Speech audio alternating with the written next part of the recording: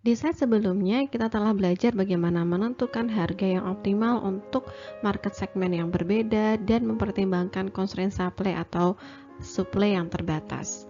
Tetapi kita masih berasumsi bahwa seller hanya bisa menerapkan single period atau hanya bisa melakukan menjustifikasi price satu kali di awal selama periode tersebut.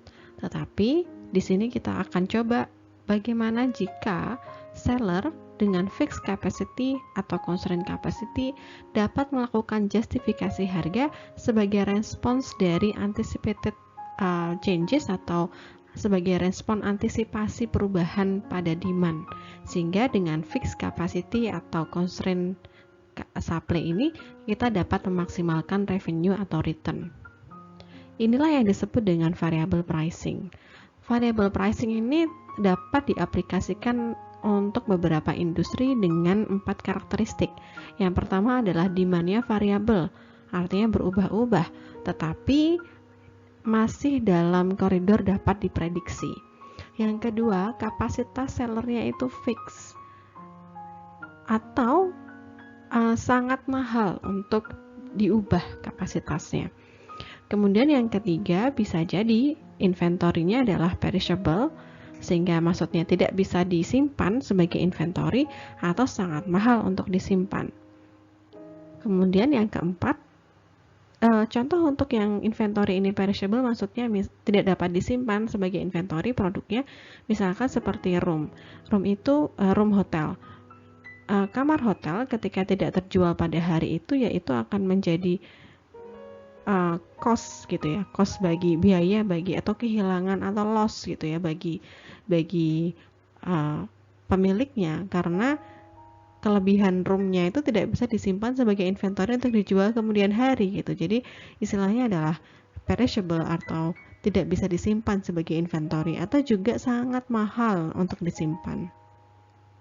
Kemudian yang keempat, seller memiliki ability untuk justifikasi harga sebagai respons dari ketidaksesuaian antara supply dan demand.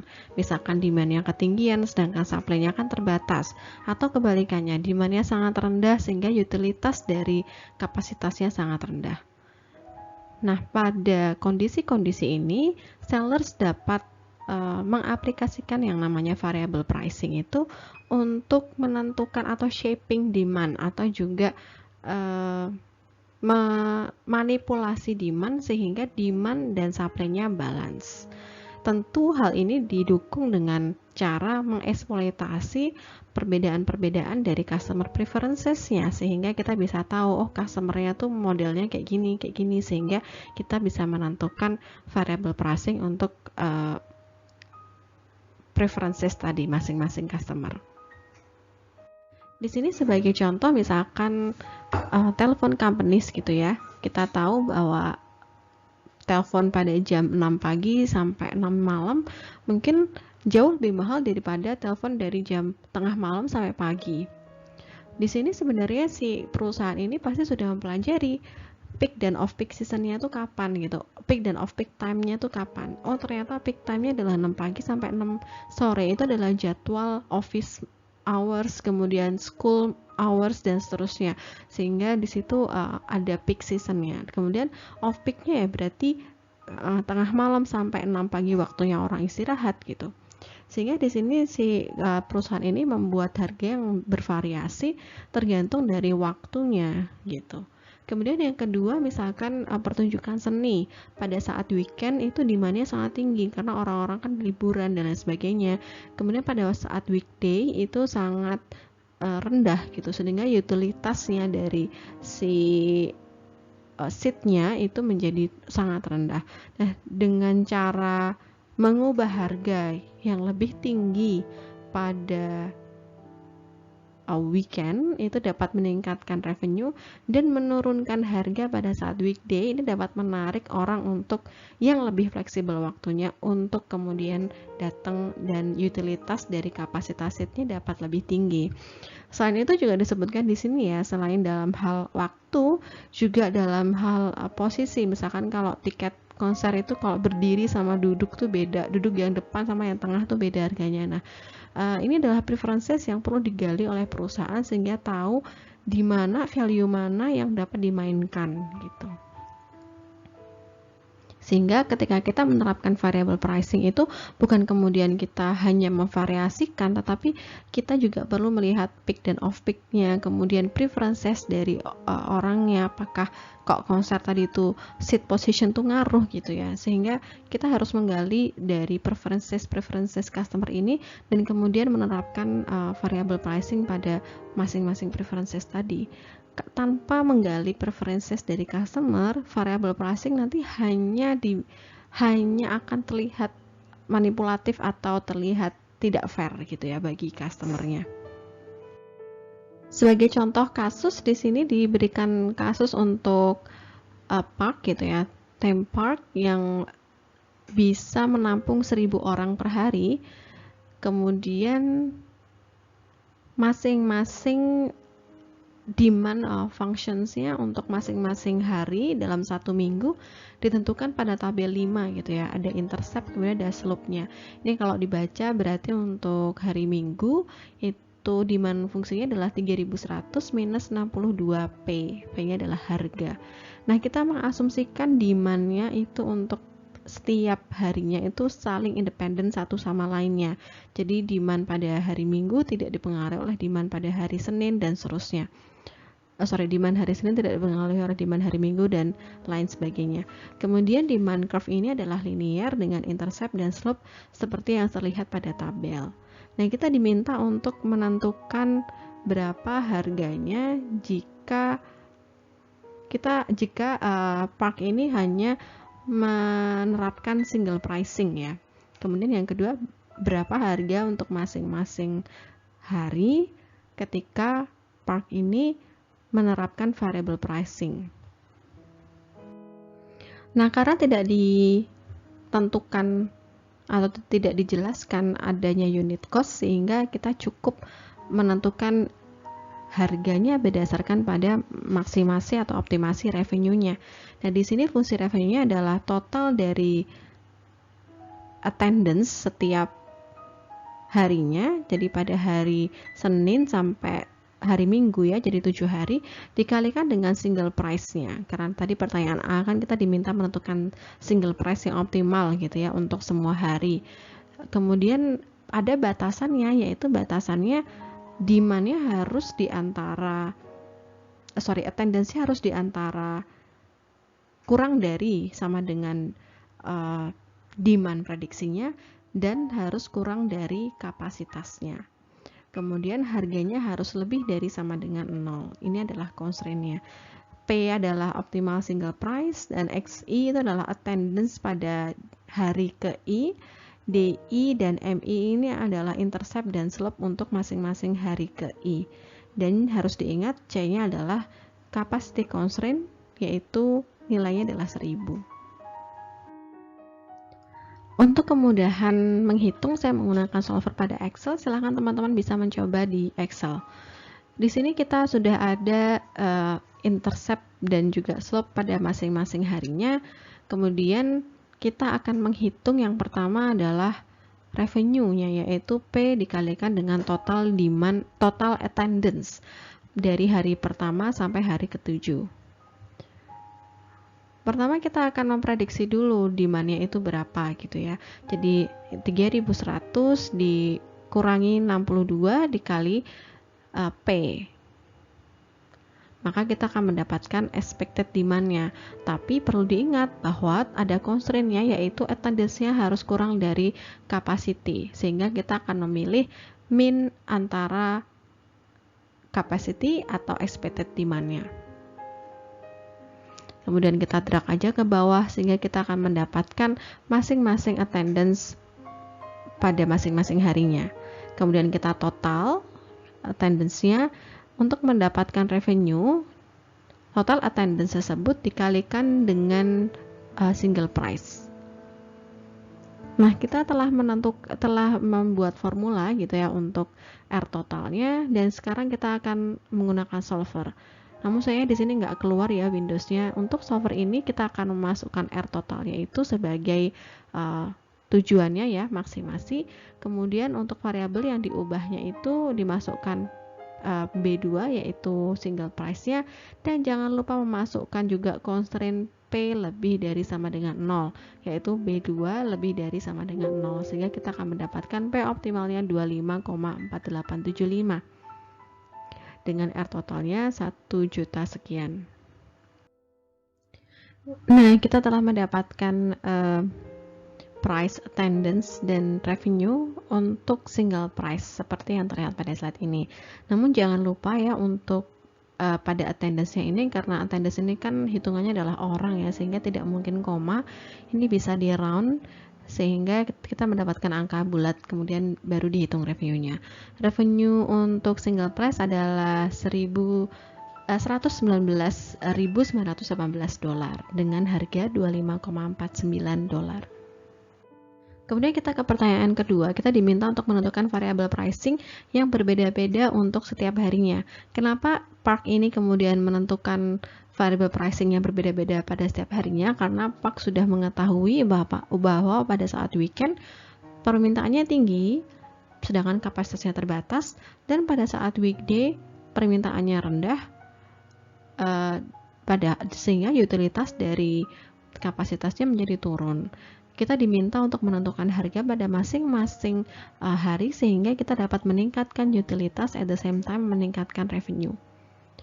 Sehingga di sini kita bisa membuat fungsi revenue-nya ya, karena kita tidak punya informasi terkait unit cost, sehingga di sini maksimasi revenue XI adalah attendance pada hari ke I dikalikan dengan PI gitu ya, karena PI-nya akan berubah-ubah tergantung pada harinya.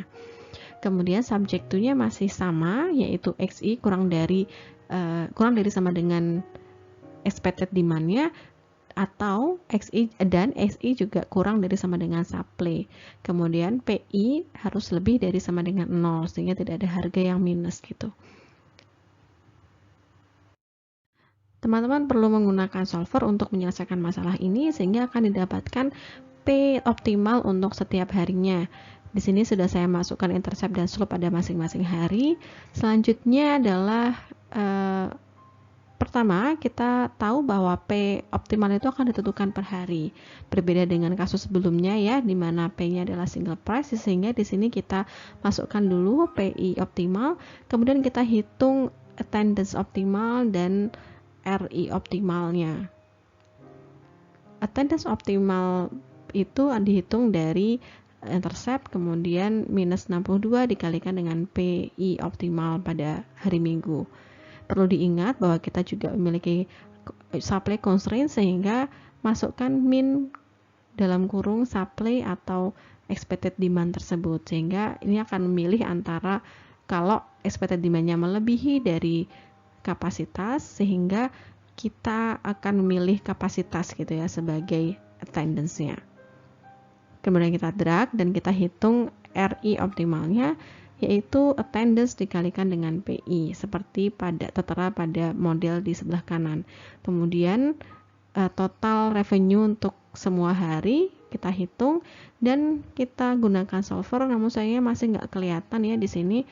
Nah, di sini tujuan dari optimasinya adalah maksimasi total dari RI-nya, sehingga F32 itu dimasukkan sebagai input tujuan untuk optimasinya, dan changing variabelnya adalah variabel pricing-nya yaitu PI. Kemudian jangan lupa masukkan untuk subject to PI lebih besar dari sama dengan 0.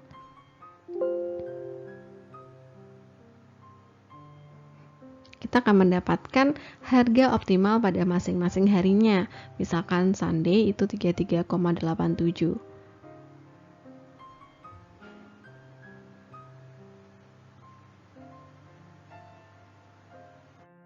Nah, berikut ini adalah rangkumannya pada single price dan juga variable pricing.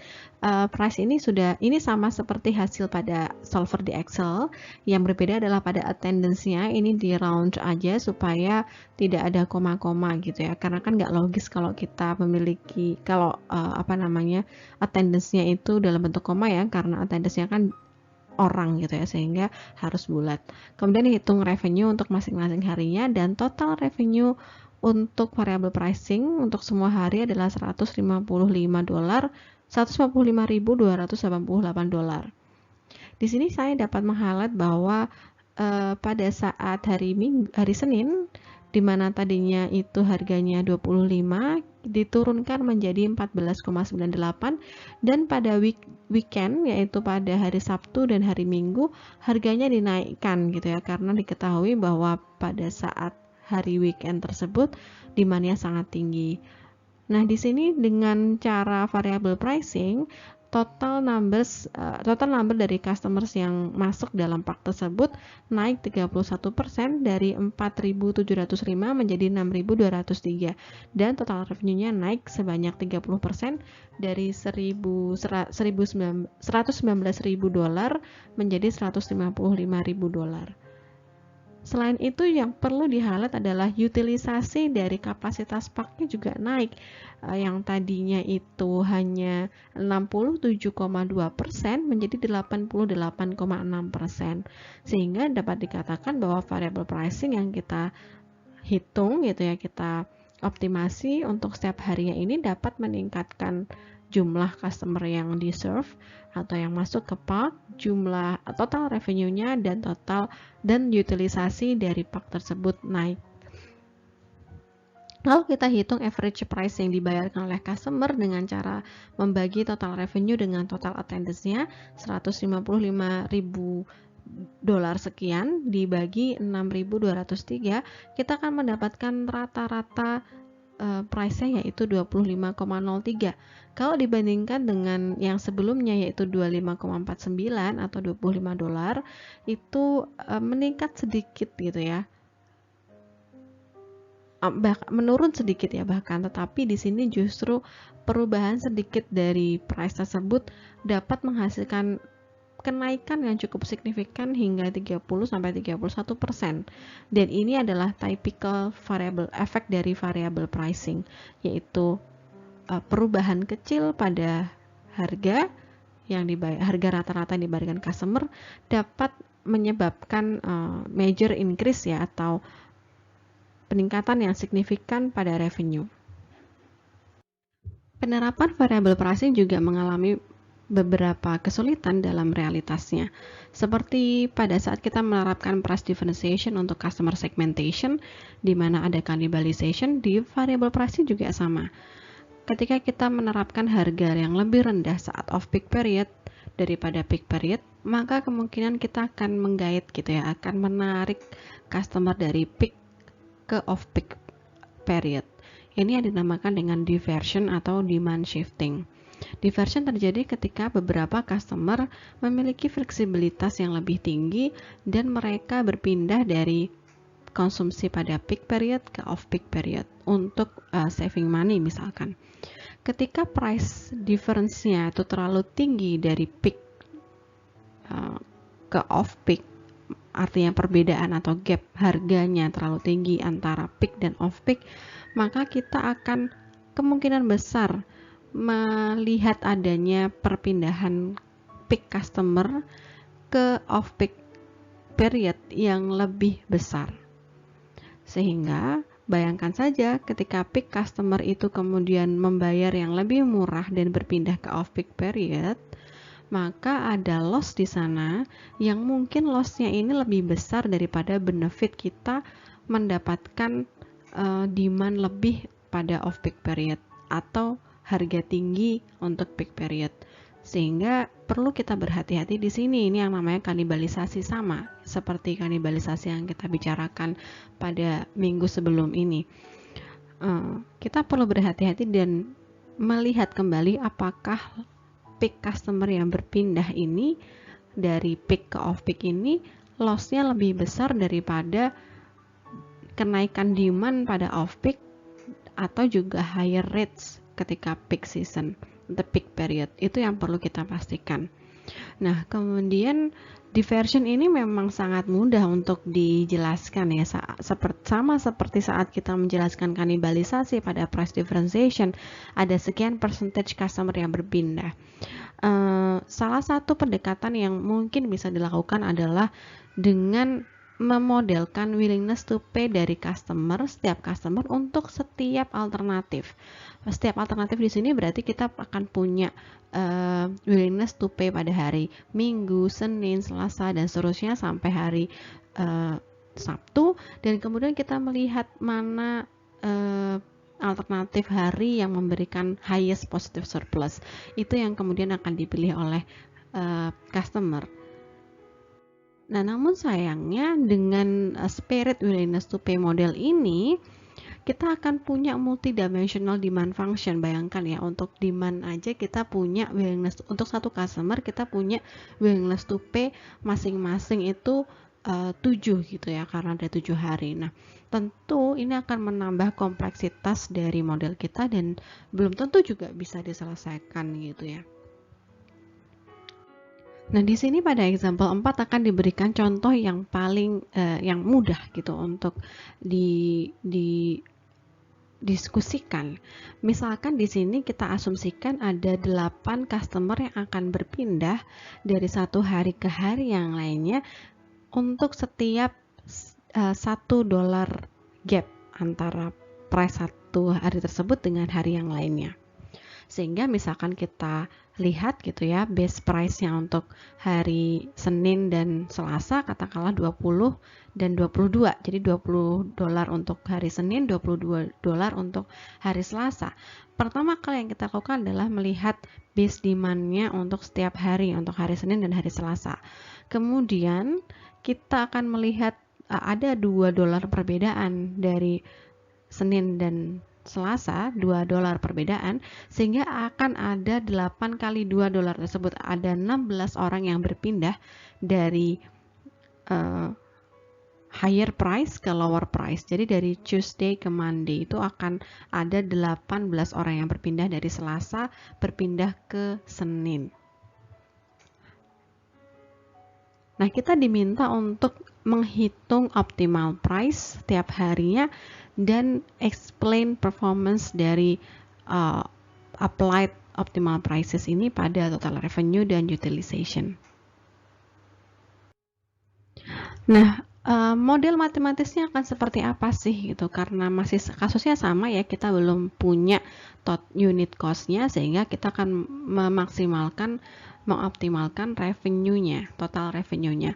Total revenue adalah P optimalnya untuk setiap DI dikalikan dengan attendance-nya untuk setiap hari I. Nah, di sini ada constraint ya, yang berbeda ada di constraint yang pertama. Pada constraint yang pertama ini kan tadinya DI plus MI PI, artinya base demand-nya saja. Tetapi karena kita mempertimbangkan diversion, jadi di sini ada kemungkinan diversion dari hari-hari lainnya.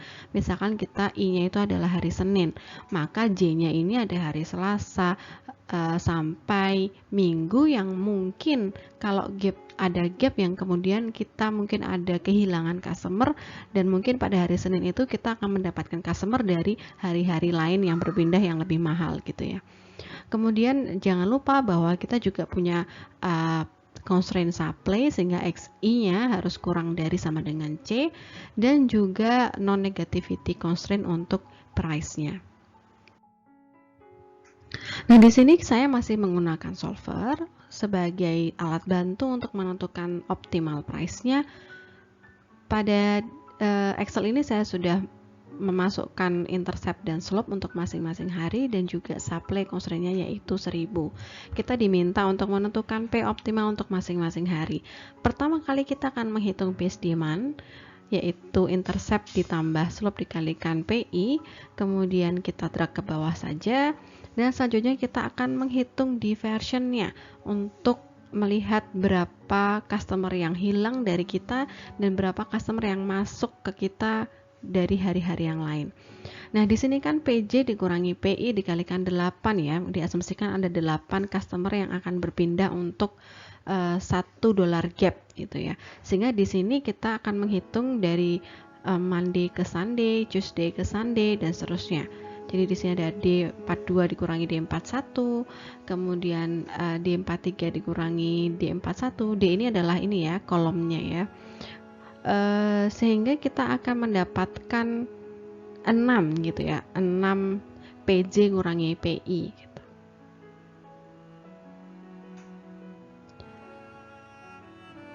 Nah, kalau kita lihat di sini sebenarnya rumusnya sama ya, 8 dikalikan oleh sum dari price hari-hari lain dikurangi, ini ada 1, 2, 3, 4, 5, 6, ada 6 dari D41 atau dari harga untuk hari itu. Sehingga sebenarnya ini adalah menghemat formula saja sih. Kalau teman-teman mau menuliskan dengan 8 dikali D42 kurangi D41 ditambah 8 kali D43 kurangi D41 juga boleh-boleh saja. Nah, kita cek untuk, kita drag, kemudian kita cek untuk Monday, apakah hari Senin, apakah ada kesalahan. Oh, ternyata ada kesalahan ya, yang D41 nya belum masuk gitu, sehingga kita perlu tambahkan D41. Kemudian kita drag lagi, kita lihat lagi pada hari Selasa, oh ternyata masih ada kesalahan di D41 nya belum masuk. Nah, berarti terus saja sum D41 ke D42 dan D41 nya dikasih F4 gitu ya, supaya selnya tetap. Kita drag ke bawah dan cek satu-satu untuk hari yang lainnya. Untuk hari yang lainnya sudah benar, nah kecuali hari yang Sabtu ini ada kesalahan. Nah, kemudian kita betulkan lagi. Lalu setelah kita menghitung net diversion, kita akan menghitung yang namanya attendance. Perlu diingat bahwa attendance ini adalah nilai yang diantara C atau base demand ditambah dengan net diversion. Jadi di sini mengambil nilai minimum antara supply dan base demand ditambah dengan net diversion sesuai pada formulanya ya, dengan mathematical modelnya. Kemudian kita drag ke bawah dan kita menghitung revenue dari attendance dikalikan dengan price-nya.